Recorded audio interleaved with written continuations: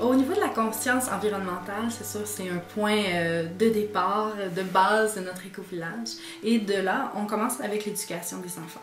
Alors, l'optique est vraiment d'encourager les jeunes à aimer l'environnement. Alors, apprendre à connaître notre mère, la terre, à l'apprécier. Et plus on aime quelque chose, plus on va en prendre soin, bien sûr. Alors, c'est la philosophie avec les jeunes.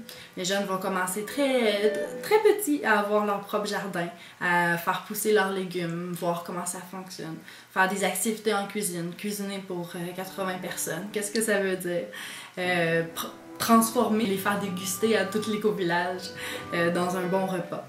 Alors, vraiment leur apprendre à entrer en contact avec la nature, découvrir leur environnement.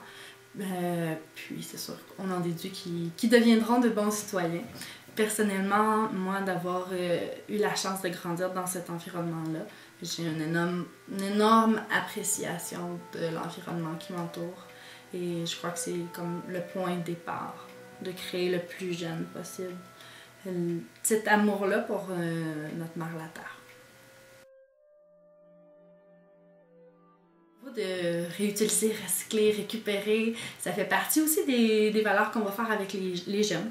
Alors, à l'école, on a notre petit système, c'est la brigade des déchets, de la récupération. Alors, des fois, ils vont passer dans les bureaux, aller dire « Ok, ça, ce papier-là, ça va à telle place, c'est pas dans la bonne poubelle. » Ils le disent aux adultes, c'est la meilleure façon pour que ça passe. Puis, eux autres, ils intègrent les notions très facilement. En étant en région, en ayant des beaux jardins, c'est sûr qu'on utilise énormément de compost. Alors déjà, une grosse partie de nos déchets sont diminués par le tri du compost. Alors cela est fait depuis le début. De la récupération, on est choyé, on est dans une région qui récupère énormément de choses. Alors on travaille avec un centre de tri de Victoriaville. Puis, c'est sûr qu'on met en commun certains objets. Il y a beaucoup de choses que des fois on jetterait, on va se départir, on n'a plus besoin. Peut-être que quelqu'un d'autre peut le prendre. Exemple, dans les vêtements, on a comme un petit système de friperie pour les différents membres de l'éco-village, les gens qui travaillent dans les différentes entreprises. Et également, l'autre volet est beaucoup la réduction. Alors, en étant dans un éco-village, en habitant 80 personnes sur le même kilomètre, c'est sûr que tout est proche. On peut partager énormément de choses. Exemple, de l'équipement. Un photocopieur peut servir autant à une entreprise qu'aux jeunes, qu'à des besoins personnels. Permettre d'avoir ça.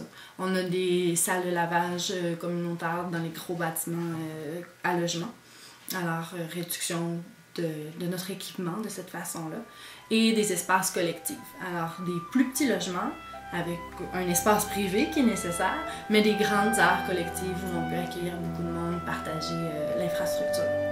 Alors ça, c'est très bon sur la réduction.